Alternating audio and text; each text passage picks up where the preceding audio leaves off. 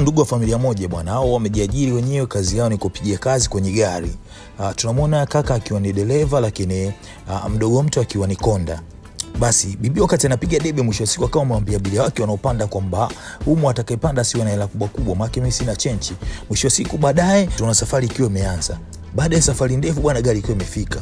Ile gari imefika bwana, huyu bibi akatoa hela kubwa. Akamwambia mambo gani hasa haya? Hebu nipe chenchi yangu niondoke. Wewe naye bwana sumpe hela yake. Mtu alishatangaza kwamba kama una hela kubwa usipande. Ukusikia? Wewe bibi shida nini? Alitangaza kabisa kwamba kama una hela kubwa usipande. Basi pale kikawaka bwana. Na yule bibi akawa amekiacha kweli kweli, lakini mwisho wa siku mshikaji akamwambia sikiliza, potezea, mrudishie hela yake tu, ajikataa. Akamrudishia hela yake, afu safari ikaendelea. Sasa tunaona wakiwa nyumbani bwana, bibi akiwa anapika akiwa na mdogo wake.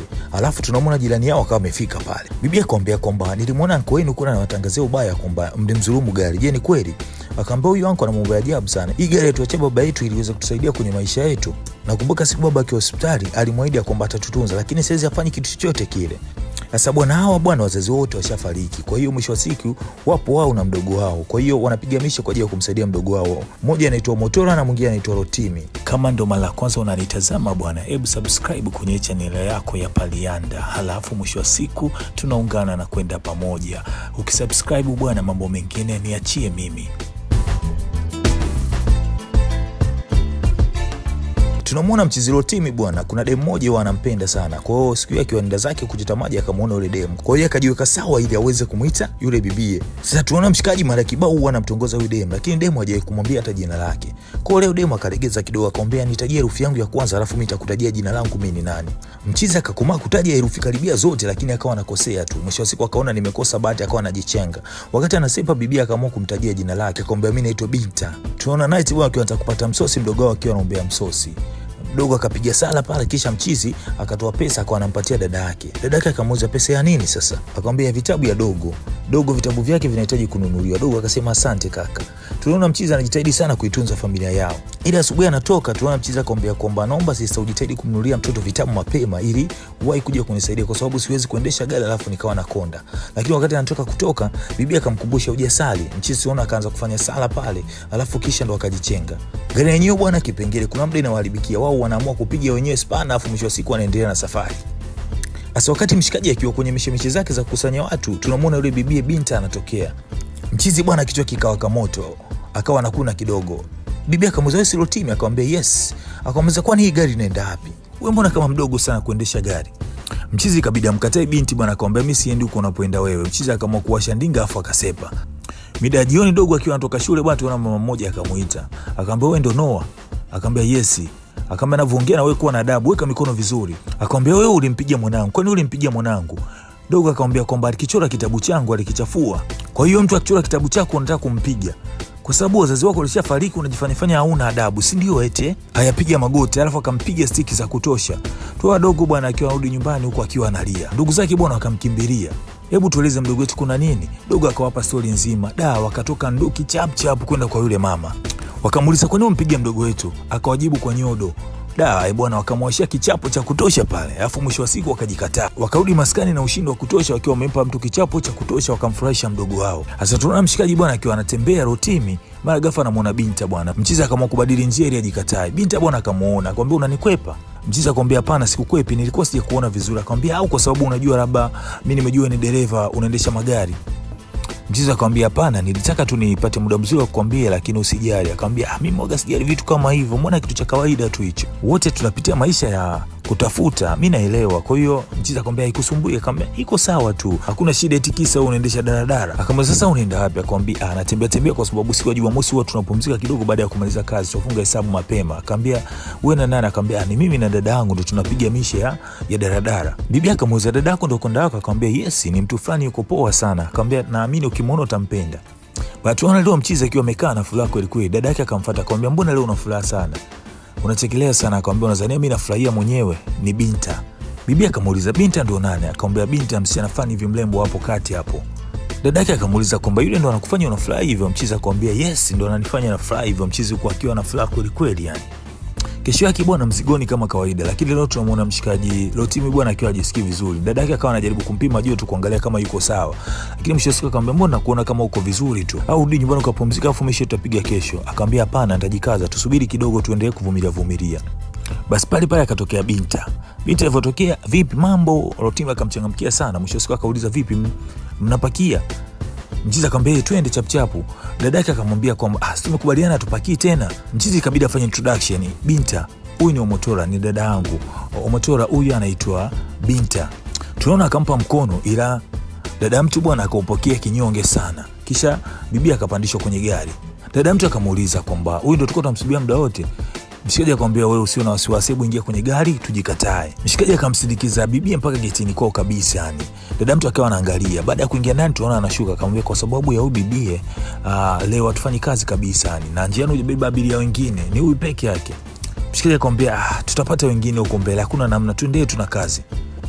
Tuona wiki hii hapa bwana wanamaliza kazi mapema sana. Sasa dada mtu akawa anauliza, mbona unaondoka mapema sana siku hizi? Ni kitu gani ambacho wewe unaenda kukifanya baada ya kazi? Rotimi akaamua kujichenga kimya. Dada mtu akalalamika sana. Sasa bibi yake anafua nguo hapa tunaona, akaja jirani yao yule dada yule akamwomba, naomba unisaidie kunichukulia mafuta hapo dukani kwa sababu yamenishia. Kumbe mshikaji bwana anafunga kazi mapema ili aje kukutana na Binti au kuzunguke naye kidogo. Sasa leo bibi akawafuma. Tunaona Binti bwana akamsalimia bibi akauchuna akaondoka zake. Mwisho siku akauza kwani kuna tatizo gani ambalo linaendelea? Mshikaji akamjibu hamna shida. Huko tunaona bwana akamfikishia mafuta huko akiwa na hasira sana, kisha akapitiliza. Mwisho siku tunamuona mchizi naye akiwa anarudi maskani. Basi dada mtu akakiwasha bwana, yani kila siku tunamaliza kazi mapema sana kwa sababu huyo binti yako ambao unaenda kuongea naye. Mshikaji akamwambia acha mambo haya hapo. Sasa wakati wanazozana tunaona jirani naye akatokea bwana akaingilia pale. Basi Omo akawa analalamika kinoma. Yeye siku hizi kazi zinaisha mapema kwa ajili ya mwanamume. Akawa anamkunja mshikaji akamwambia nitakupasua ujue.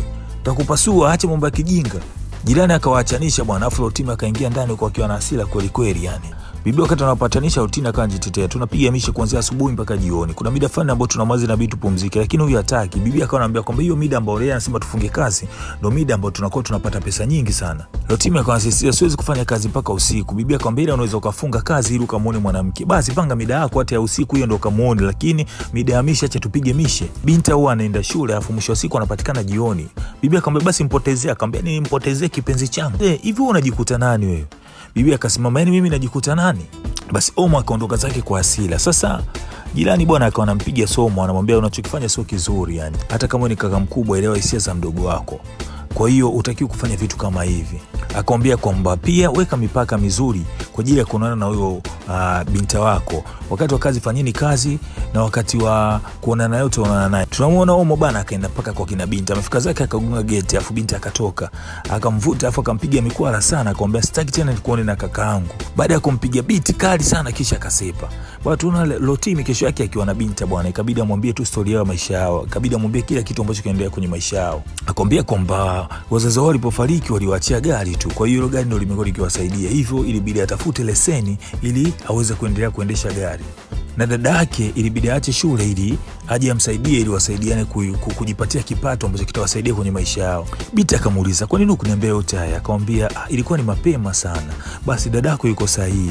Kwa hiyo anachokwambia mfocus na kazi anakuwa yuko sahihi kabisa yani. Kisha Binti akamshauri. Akamwambia kuna kozi ambazo waweza kusoma kama computer engineering. Mimi naamini kabisa kusoma kozi kama hiyo inaweza kukutoa sana. Akamwambia japo inawezekana ikawa ni kozi ya kawaida tu, lakini mimi naamini kabisa hata dadako akisoma hiyo kozi itamsaidia na ataacha hizo mishe za kuwa konda. Akamwambia najua unahitaji kuisaidia familia yako, endelea kujitoa ili uendelee kuisaidia familia yako. Mchizi akiwa amekaa zake ndani akawa anawaza maneno ya Binti kwamba inabidi apige mishe sana kwa ajili ya kuendelea kuisaidia familia yake. Sasa tunaona leo bwana wakiwa wamekaa, mchizi lote akawa anamshauri Omo bwana kuhusiana na situation ya kusoma. Omo bwana akaikubali. Lote akafurahi kuona dada yake ameikubali. Kisha akamtaja Binti ndo alotoa hiyo pointi. Akamkata kabisa vibe dada yake. Akamuuliza kuna kitu kingine ambacho anataka kuongea au ni sepe. Mchizi akamwambia hakuna. Tunaona Omo akawa anajikataa. Sasa tunaona baada ya siku kadhaa na kumwambia Binti kwamba tayari amejiandikisha shuleni. Binti akamuuliza safi sana, je una laptop ya kujisomea? Mchizi akamwambia atatoa wapi laptop, mimi sina. Tunaona Binti akaingia ndani huko akimwambia nisubirie hapo nakuja.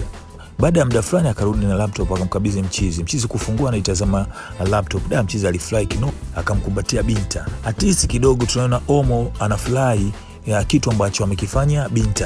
Kesho yake bwana tunamuona mchezaji wa timu akiwa anaenda zake shuleni. Jirani anatoka anamuona, akawa anauliza, "Kwani mshikaji anaenda wapi?" Akamwambia anaenda chuoni, anasomea masomo ya kompyuta kwa sasa. Jirani akauliza, "Sawa, lakini sasa mtawezaje kufanya mambo yote hayo?" Oma akamwambia kwamba tutajigawa tu, atakuwa anaenda shuleni, akirudi baadaye tunaenda kupiga misha kupata pesa. Akamwambia safi sana, kwa sababu naamini hawezi kuwa dereva miaka yote, inabidi abadilishe na kazi ambayo atakuwa anaifanya. Hivyo kama kuna msaada wote mtahitaji mtaniambia na mimi nitawasaidia. Sasa tunaona Lotimi akawa anajitahidi kusoma sana. Sister yake akaingia, akamuuliza, "Lotimi unafanya nini hapa?" Akamwambia najitahidi kusomea hapa. Akafunika laptop kisha akamwambia, "Kwa nini hujasoma jana usiku?" Akamwambia nilichoka sana. Dada mtu akamwambia kwamba unajua kabisa inabidi tufanye kazi usiku na jioni ili tuweze kupata pesa. Lotimi akamwambia kwamba ni kweli, lakini hata mimi nisipojisomea nitafeli mitihani, nitashindwa kufanikiwa na ili niwasaidie nyie. Dada mtu akamwambia ni time ya kazi, naomba tuchomoke zetu hapa twende tukapige mishe saa hizi. Sasa tunaona Omo bwana akawa analalamika siku hizi tunapata pesa ndogo sana. Akanamwambia kakake kama inawezekana basi apige chini shule ili waendelee na mishe zao kama zamani. Mchizi akamwambia naachaje shule? Yaani niache shule kisa umesema. Mchizi akasoni afu kisha akajikataa zake. Sasa tunaona kwa siku bwana mdogo wao bwana akaumwa ghafla. Tunaona dada mtu akambeba chapchapu na kumkimbiza hospitali. Loti bwana kanogewa na penzi yuko na binti wake huko. Simu ya mchizi kaita bwana. Mchizi kuicheki akagundua ni simu ya sister yake. Akajua huyu anataka kuniambia tu nirudi nyumbani na nini. Kwa mchizi akagoma kuipokea ile simu. Na dada mtu alikuwa amepiga simu kwa muda mrefu sana, mchizi apokei. Wao wakawa wanaendelea na story tu. Mchizi anauliza yake maskani night, dada mtu akamuuliza ulikuwa wapi? Nimekupigia sana simu ukupokea. Yaani najua upokee simu kwa sababu ya huyo mwanamke wako. Kwa nini unakuwa utujali sisi? Bibi akawa analalamika sana, mwisho wa siku wakaishia kuzozana na kupigana. Omo akamind sana, mwisho wa siku akamwambia ukizidi nitaondoka na mdogo wangu afu nitakuacha peke yako hapa nyumbani. Kesho yake jirani bwana anamwambia kwamba Lotimi jana mdogo wenu alizidiwa sana tukampeleka hospitali. Mchizi akashangaa sana. Alikuwa na homa kali sana, lakini bahati nzuri alivyopigwa sindano kadhaa hivi alikaa sawa na akaruhusiwa kurudi nyumbani. Kweli alinipigia simu nyingi sana jana sister, sikupokea. Akamwambia ni kweli na ulifanya akawa anapata wasiwasi sana jana. Unajua kwa sasa unaweza kumuona dada yako kama yuko sawa hivi, lakini dada yako anakupenda sana na anaogopa usije ukapotea kwenye familia yenu. Basi ile situation ilimuumiza sana Lotimi. Sasa tunamuona Omi bwana akiwa zake mtaani huko na yeye anapagaa watu, anasema mwisho wa siku atakuja kuondoka na mdogo wake pale maskani wakatafute maisha yao mengine, wamwache Loti peke yake. Sasa tunaona Loti akiwa bwana anatoka zake kwenda chuo, anamkuta mdogo wao amekaa. Akamuuliza sister yuko wapi? Akamwambia hajamuona kabisa yani. Mshikaji akajaribu kumshika akaona yuko sawa joto la mwili. Akamwambia basi sawa, mimi najikataa zangu naenda chuo, nitarudi baadaye. Na kama kuna issue yote utaombea jirani yetu hapo atakusaidia. Kisha mshikaji akajichenga. Baadaye dada mtu bwana alivyorudi bwana akachukua mizigo yao nini, akamchukua mdogo mke kisha wakahamia sehemu moja kwenye jumba moja ambalo lilikuwa bovu hivi. Dogo akamwambia sister hapa ni pabaya sana, ni bora tuulize tu kule tukakae na kaka. Dada yake akamwambia usijali, hii ni sehemu salama kabisa. Akawa na msimu mdogo wake atulie tu. Basi mwisho wa siku dogo akakubali. Basi tunaona Loti bwana amerudi zake home, anafika zake anakuta haoni watu. Akajaribu kuangalia nguo, akagundua kwamba wamechukua nguo na wameondoka. Akapiga sana simu lakini simu zake zilikuwa zipokelewi. Akatoka kwa jirani kwenda kuulizia je amewaona ndugu zake wako wapi, lakini jirani naye akasema kwamba hajui sehemu walipoenda. Bana Lotimi akachanganyikiwa sana, ikabidi atoke zake kwenda kuwatafuta ndugu zake wako wapi. Huku dada mtu na mdogo mtu bwana wanalala chini tu, hakuna kitu, maisha yanaendelea.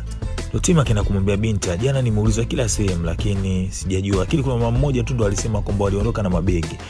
Binti akaanza kwa nini sasa wanafanya hivyo? Lotimi akawaza kwamba lazima dogo atakuwa ameenda shule. Kwa moja kwa moja akatoka zake nduki mpaka pale shuleni ili akamwone mdogo wake yuko wapi. Lakini amefika pale akumuona pia mdogo wake. Sasa huku dada mtu na mdogo wake bwana wakaamua kuingia mtaani wakawa wanauza maji na juisi ili wajipatie pesa. Sasa wakati wamekaa zao, wakati wamerudi kwenye pangala lao bwana dogo akawa analia anataka arudi shule.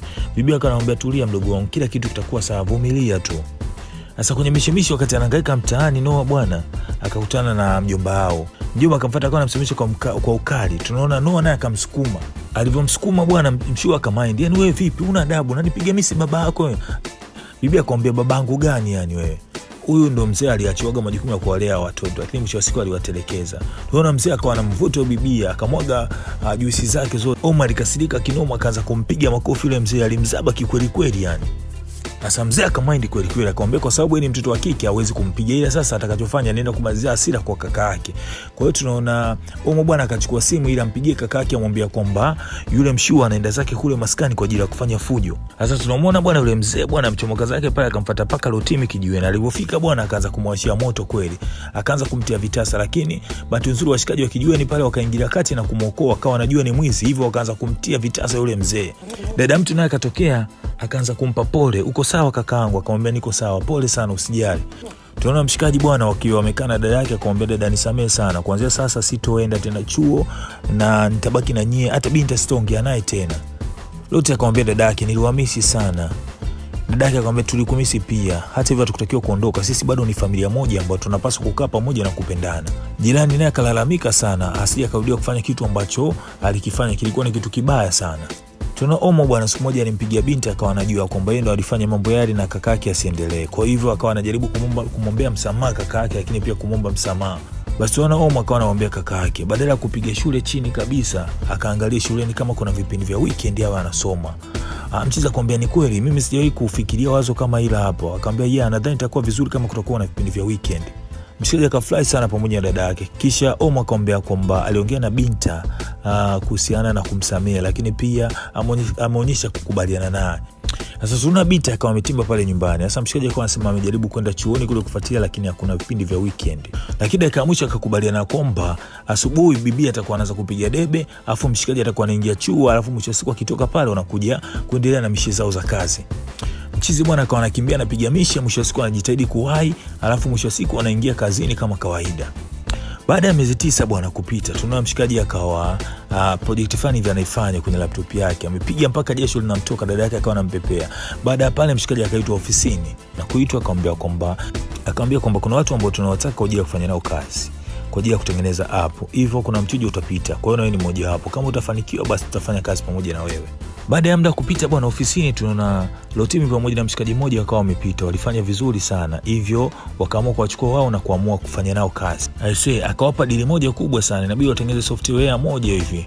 Alafu mwisho wa siku kama wataifanya vizuri, kila mmoja atalipwa $5,000 ambao ni kama milioni 12 na kitu kibongo bongo. Akamwambia pia watakuwa wanalipwa mshahara wa $1,500 kwa mwezi. Kwa hiyo washikaji wakafurahi kweli kweli yani. Baada ya miezi kadhaa bwana ile dili likakubaliwa. Mshikaji bwana akalipwa ile $5,000 kama alivyoahidiwa. Dada yake Omo alifurahi sana. Baada pale bwana maisha yao yakabadilika kabisa, wakaanza kuwa wanapendeza. Na tuna baada ya muda fulani hivi Rotimi akapanga apartment fulani kali sana ambayo akaichukua familia yake na kuipeleka kwenda kukaa kule. Akamwambia sikizeni jamani, hii ndio nyumba yetu mpya. Omo, hii ndio nyumba yetu kaka, tutakuwa tunakaa hapa. Yes, tutakuwa tunakaa hapa kuanzia sasa. Omo akauliza kwa hiyo kuanzia sasa sisi ni matajiri? Akamwambia yes, sisi ni matajiri. Akamwambia kwamba kuanzia leo hakuna kuuza maji, hakuna kuendesha magari, na wote mnarudi shule kuanzia sasa kwenda kupiga buku. Wakafurahi sana, wakakumbatiana kwa furaha. Kisha wakaenda zao kwenda kuangalia apartment jinsi ilivyokaa. Rotimi akamkumbatia binti bwana kwa mahaba fulani hivi, kwa sababu mmoja ya mtu ambaye amemshauri na kumfanikishia mambo yote alikuwa ni binti. Akamwambia hakika wewe ni njia ya maendeleo yangu, na kushukuru sana, umenisaidia sana kwenye maisha yangu. Mchizi akawa na appreciate kitu ambacho binti alikifanya kwake. Tunaona Rotimi bwana na dada yake wakachomoka zake kumrudishia kwao ile funguo ambayo alikuwa anaitaka sana, kwa sababu hawana shida nayo tena. Na hapa bwana ndo tukawa tumemalizana na movie yetu kali kabisa. Unajua nini? Ulikuwa na mchizi wako ambaye ni Mani Palianda. Cha kufanya endelea kusubscribe kwenye hii channel. Unaposubscribe bwana, tunakuwa familia moja na kuendelea kupeana mavitu mengine makali zaidi. Muda mwingine, time nyingine. Palianda anakuambia ciao.